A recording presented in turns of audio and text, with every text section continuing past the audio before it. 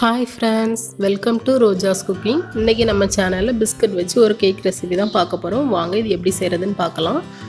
அதுக்கு முன்னாடி நீங்க இன்னும் நம்ம சேனலை சப்ஸ்கிரைப் பண்ணலனா மறக்காம போய் சப்ஸ்கிரைப் பண்ணிட்டு அப்படியே பக்கத்துல இருக்கிற பெல் பட்டனையும் கிளிக் பண்ணிருங்க. அப்பதான் நான் போடுற வீடியோஸ் எல்லாம் உங்களுக்கு ஒண்ணுக்குனே நோட்டிஃபிகேஷனா வந்து சேரும். இப்போ இந்த கேக் செய்யறதுக்கு நான் வந்து ஒரு 40 பிஸ்கட் எடுத்து வச்சிருக்கேன். மேரிகோல்டு பிஸ்கட் ஒரு 10 ரூபாய் பாக்கெட்ல 2 பாக்கெட் சரியா இருக்கும். அதுக்கப்புறமா 7 டேபிள் ஸ்பூன் அளவுக்கு நாட்டு சக்கரை எடுத்து வச்சுருக்கேன். இதுக்கு பதிலாக நீங்கள் ஒயிட் சுகர் ஆட் பண்ணிக்கலாம். அப்புறம் 3 டேபிள் ஸ்பூன் கஸ்டர்ட் பவுடர், இது ஆப்ஷனல் தான். 3 டேபிள் ஸ்பூன் ஆயில், அப்புறம் கொஞ்சம் வெனிலா எசன்ஸ், கொஞ்சம் சோடா உப்பு, அதுக்கப்புறமா ஒரு பாதி அளவுக்கு லெமன் தேவைப்படும். இப்போ இதை எப்படி செய்கிறதுன்னு பார்க்கலாம். இதுக்கு வந்து நான் ஃபஸ்ட்டு இந்த பிஸ்கட் எல்லாத்தையும் ஒரு மிக்சர் ஜாரில் போட்டு நல்லா பொடியாட்ட அரைச்சி எடுத்துக்க போகிறேன்.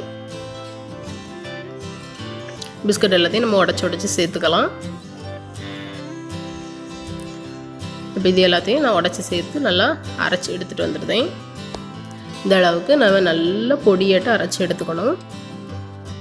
அடுத்தது இதில் வந்து நான் எடுத்து வச்சுருந்த நாட்டு சக்கரை 7 டேபிள் ஸ்பூன் அது வந்து ஆட் பண்ணிக்கிறேன்.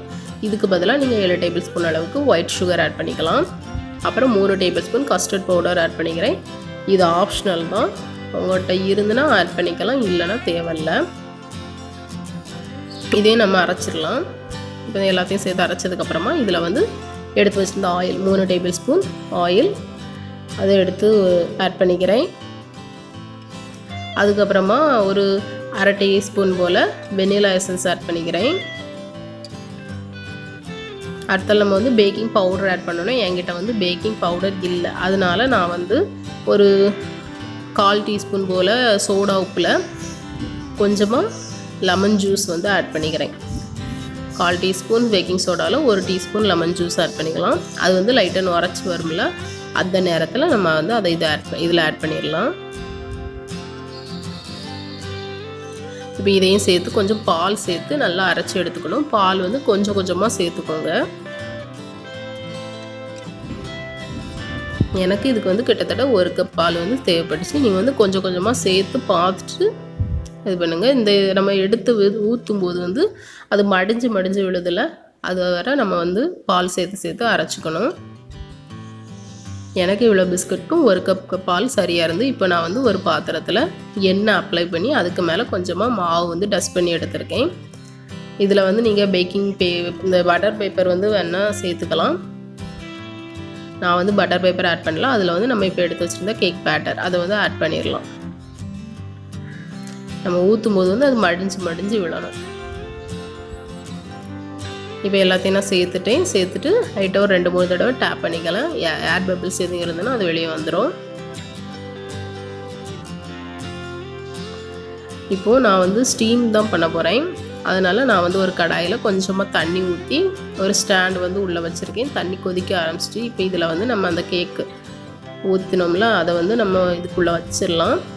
வச்சுட்டு ஒரு 35 நிமிஷத்துலேருந்து 40 நிமிஷம் வரை நம்ம இதை சிம்மில் வச்சு வேக விடணும். இப்போது எனக்கு சரியாக ஒரு 35 நிமிஷம் ஆயிடுச்சு. இப்போ கேக் வெந்துட்டான்னு பார்க்கலாம். இதுக்கு வந்து நான் ஒரு டூத் பிக் அப்படி இல்லைனா ஏதாவது ஒரு குச்சி ஏதாவது எடுத்து உள்ளே விட்டு பாருங்கள். கம்பியில் அந்த இதில் வந்து எதுவும் ஒட்டலைனாக்கி கேக் வந்து வெந்துடுச்சு. இப்போ நான் இதை வந்து வெளியே எடுத்து ஆற வச்சிருந்தேன்.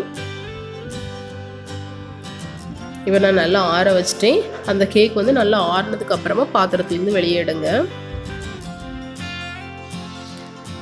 இனி உங்களுக்கு இதில் தேவைன்னா நட்ஸு எது வேணாலும் ஆட் பண்ணிக்கலாம், க்ரீம் வேணாலும் ஆட் பண்ணிக்கலாம். நான் வந்து இப்போ சும்மாவே கட் பண்ணி காட்டுறேன்.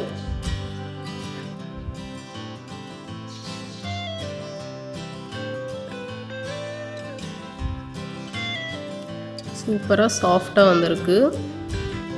உங்களுக்கு தேவைன்னா இதில் வந்து சாக்லேட் சிரப் கூட ஆட் பண்ணிக்கலாம். க்ரீம் எது வேணாலும் நம்ம விருப்பம் போல் ஆட் பண்ணிக்கலாம். இல்லைன்னா நம்ம வேக வைக்க கொஞ்சமாக நட்ஸ் வந்து மேலே அப்ளை பண்ணிவிட்டு அப்படி வச்சு வேக வைக்கலாம். இப்போ நான் லைட்டாக மேலே வந்து சாக்லேட் சிரப் ஆட் பண்ணியிருக்கேன். அவ்வளோதான் ஃப்ரெண்ட்ஸ், சூப்பராக கேக் வந்திருக்கு. நீங்களும் இதேமாரி செஞ்சு பாருங்கள். செஞ்சு பார்த்துட்டு எப்படி இருந்தீங்கன்னா எனக்கு கமெண்ட்டில் சொல்லுங்கள். இந்த வீடியோ உங்களுக்கு பிடிச்சிருந்தால் லைக் பண்ணுங்கள், ஷேர் பண்ணுங்கள், சப்ஸ்கிரைப் பண்ணுங்கள். தேங்க்யூ.